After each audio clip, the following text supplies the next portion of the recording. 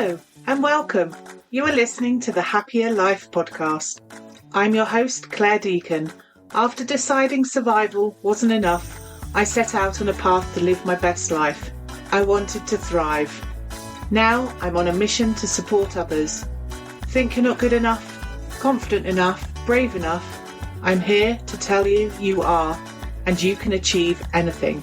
This is your time, so let's do this.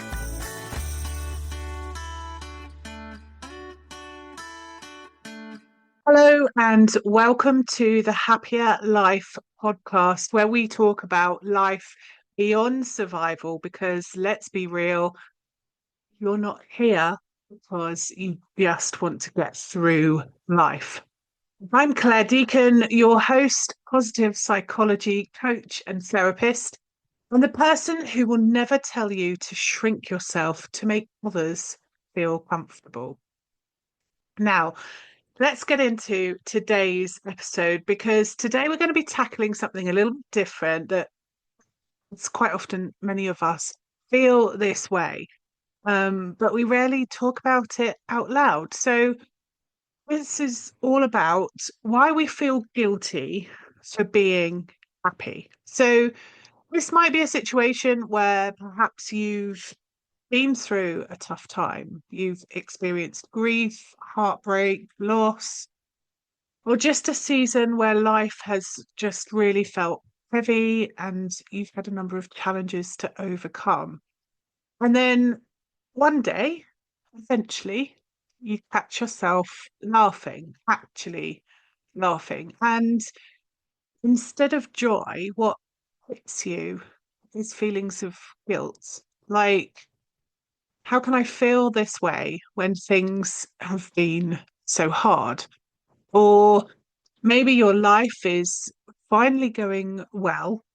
You've worked really hard to get where you are, but instead of really being able to enjoy it, you'd start second guessing yourself. Do I really deserve this? What if something else goes wrong? What about the people who aren't as lucky as me? Let's not sugarcoat it. Happiness, guilt is real. It's something I've experienced for myself after the loss of my husband. So imagine how difficult, and it took time to get used to the fact that I can actually say, I'm happier now than I ever have been in my life. That's kind of a bitter pill to swallow, because some people may take that the wrong way. My business is called Happier, and yet doesn't dismiss the loss that I have experienced. So when you feel like moving forward means forgetting, it can show up. When you've worked for success, but worry you don't actually deserve it, it can creep in when others around you are struggling and you feel selfish for feeling okay. And then there's the fear that if you do let yourself be happy, the universe is just waiting to snatch it away. And I know so many of us have felt that way. So today we're going to be unpacking where this guilt comes from, why it's wired into our brains, and most importantly, how to let it go. Because happiness is not a reward, and you don't have to earn it. And if you find yourself thinking, I need more help with this, then I've got you. So book a chat with me at happiercoach.com/chat. Or if talking feels like too much right now, then just drop me an email. All the details are in the show notes. Okay, let's get started. Take that deep breath and let's really get into it. So, why do we feel guilty for being happy? So, happiness, guilt, isn't just a fluke, it's actually hardwired into us. Your brain is a prediction machine, constantly scanning for danger, seeking social belonging and acceptance. It's also trying to make sense of the world. And sometimes that means throwing up an unexpected roadblock when joy comes knocking on your door. So, happiness guilt actually happens when your nervous system, trained through those past experiences and those cultural, environmental messages, and even just general evolution, signals that feeling good is somehow wrong or unsafe. So, let's break it down with a few reasons why that happens. Number one, you may have heard of this, but survivor's guilt. If I move forward, am I leaving others behind? If you've been through pain, part of you might believe that feeling joy means dishonoring what happened, that moving forward means forgetting. This is especially strong around people struggling. It's kind of a psychological equivalent of making it onto a life raft and looking back at those still left in the water. You might feel like you don't deserve that safety until everyone is safe. But here's the thing, your suffering doesn't serve anyone else who is experiencing a challenging situation. And your happiness doesn't erase what happened, it honors your survival. It can even serve as a quiet beacon of hope to others, a sign that healing is possible, that there can be change, and that there is an alternative. This is something I've seen a lot with those who have lost loved ones, especially people who have been widowed. I've heard why them and not me whispered more times than I can count. I felt it myself at times. And yet, what I've come to realize is that life really is a privilege. And when we recognize that, we take a little more care of it. Rather than allowing guilt to take over, I made the choice to honor my husband's legacy, not through sadness, but through joy. By taking actions I've taken, by the choices I've made for myself and for our children, his legacy is not a broken family. His legacy is happiness. That's what it's about. It's not a disregard of the sadness of the loss we've experienced, but it's about bringing joy and happiness to honor what we had. So, the key takeaway, instead of seeing your happiness as a betrayal, try asking yourself, how can I honor what I've been through by allowing myself to live fully? So, the second type of guilt we can feel is that fear of losing it. So, what if this doesn't last? If you've experienced trauma or loss, unexpected change, something that has impacted on your physiological, psychological well-being, your brain will have learned to be hyper vigilant. It's like that smoke alarm that goes off even when you're just making toast. So, when something good happens, instead of being sitting in comfort and soaking it in, you actually brace impact. You wait for the other shoe to drop. You tell yourself not to get too comfortable because what if this is all taken away? I've been there. After my husband died, I had that exact thought. What's the point? I thought I'd left my childhood trauma behind, but life had other plans. And when I was faced with picking up the pieces, a voice in my head whispered, why work so damn hard when it could all be taken away again? For a long time, I let that fear steal my joy or possibility of finding joy. Then I made a decision, and it's one I hold on to even now. I decided that survival wasn't enough. A key part of Happier, and you will see it across everything that I produce. Not for me and not for my children. Being in a state of survival, of holding on, of staying in a place of fear was not enough.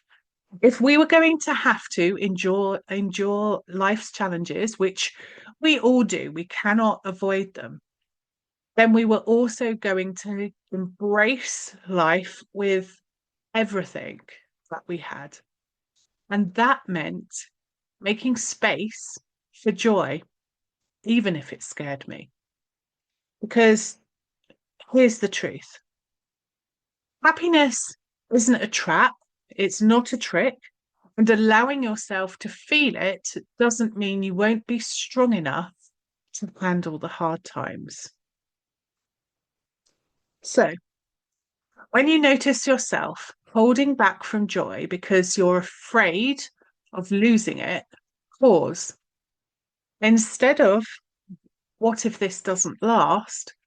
Try asking, what if this moment is worth enjoying no matter what happens next? Okay, so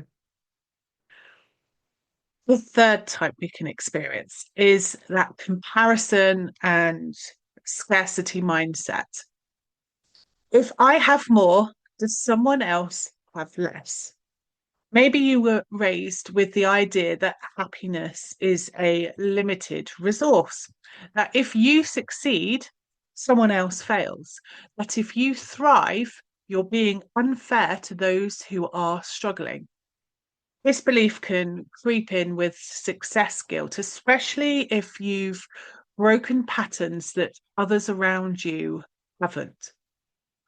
But happiness isn't some kind of pie. Your joy doesn't take from anyone else. In fact, positive psychology shows that happiness is actually contagious. Your joy can be the invitation for others to find theirs. Now, for me, this started in childhood. I went to a private school, but my family weren't wealthy. It was a choice my parents made because they wanted us to have what they saw as being the best start in life. And while I'm not here to debate that choice, what I will say is that I spent a lot of time feeling like I didn't belong there. Sometimes it was in the material things, what others had and I didn't. Other times it was in the unkind words that made it clear I wasn't one of them. Even now, I remember those words and how irrelevant they made me feel. But here's the thing: that was never about me. It was never about what I lacked. It was about what they lacked in understanding. And the lesson I took away from it: I don't value people by their bank balance. I value them for what they bring to the world. I had a friend who never had much money, but whenever I showed up at her door, lost in those difficult years of growing up, she made me a cup of tea and gave me her time. She saw me, and that meant more than anything money could ever have bought. And yet, because of this, I've spent a lifetime downplaying my own successes.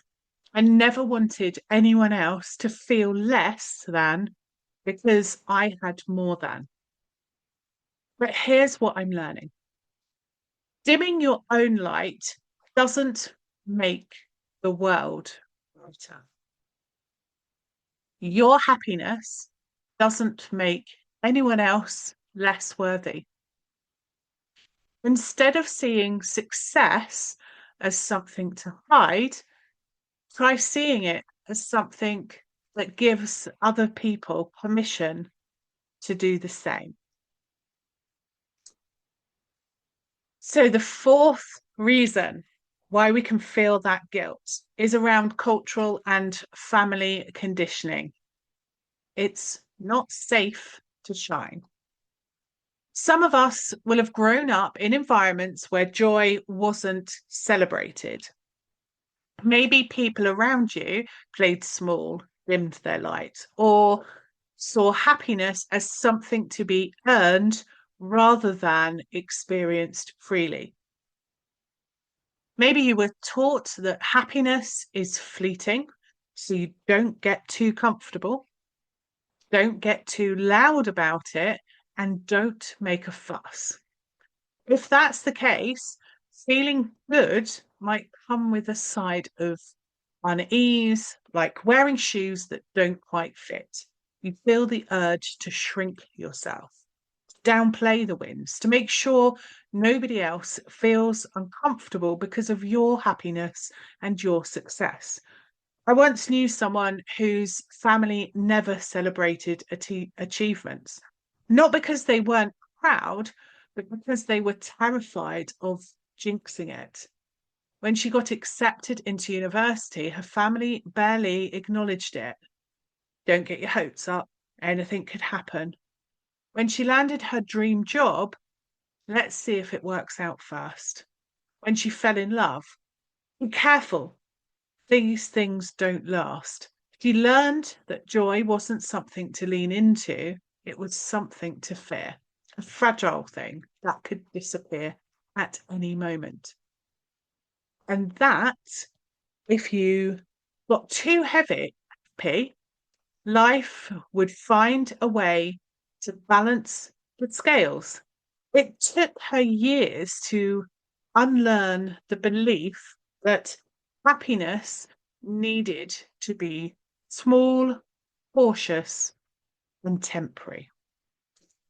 That she could trust good things without bracing for the worst. That she didn't need to play down her joy to protect herself or others. And maybe that's you too.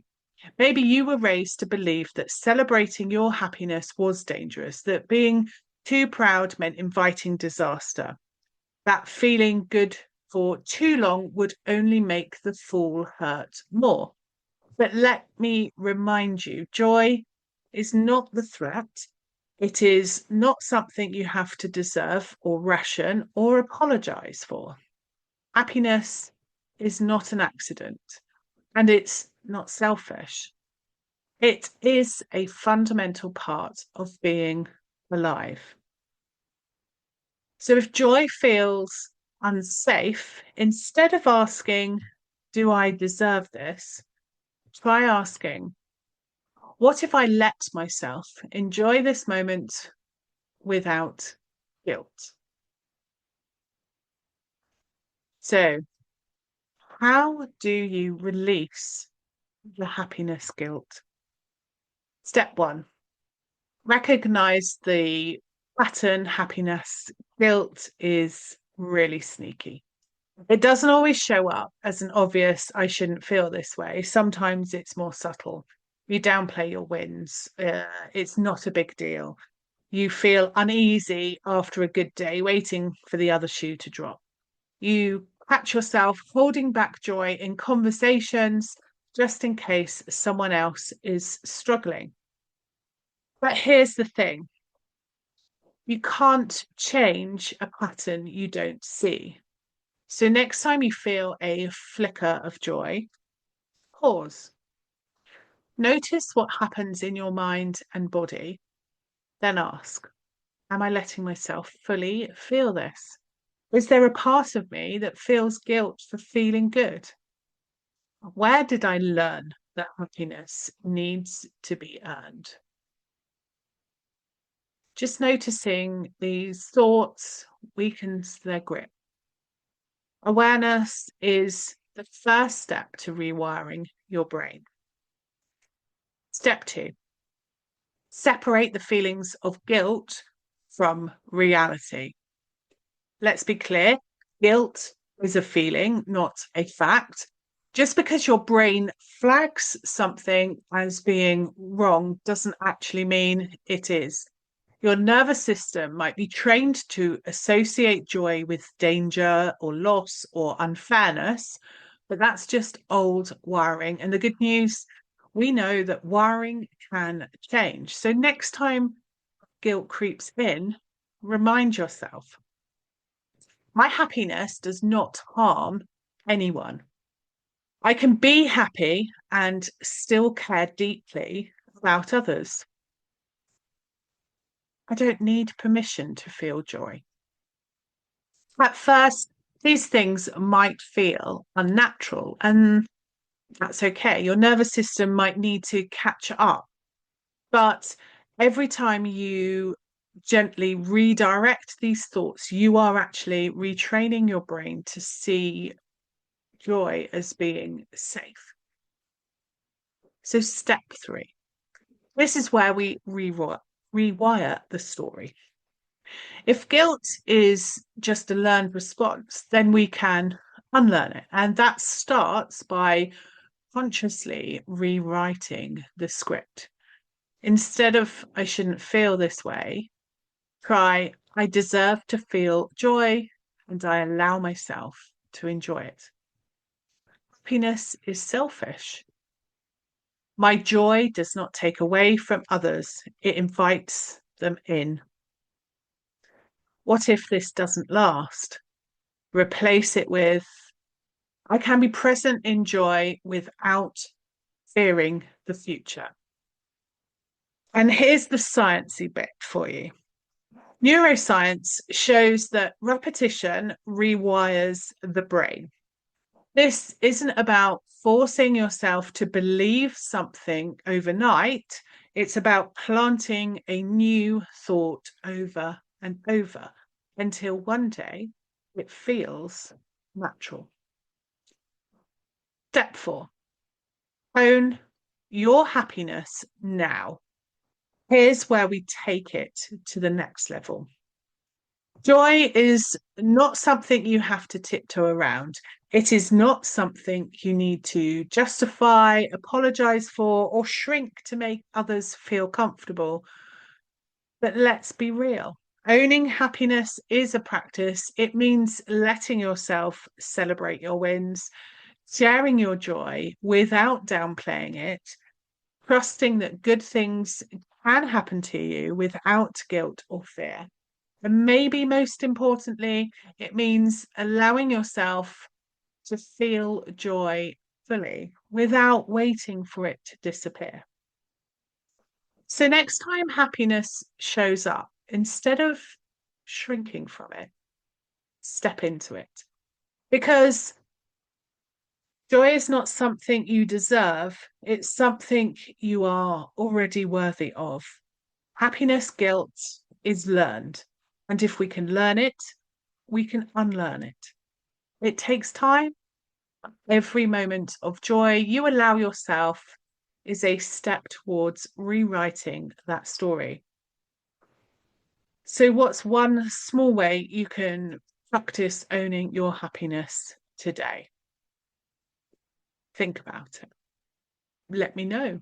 Drop me a comment.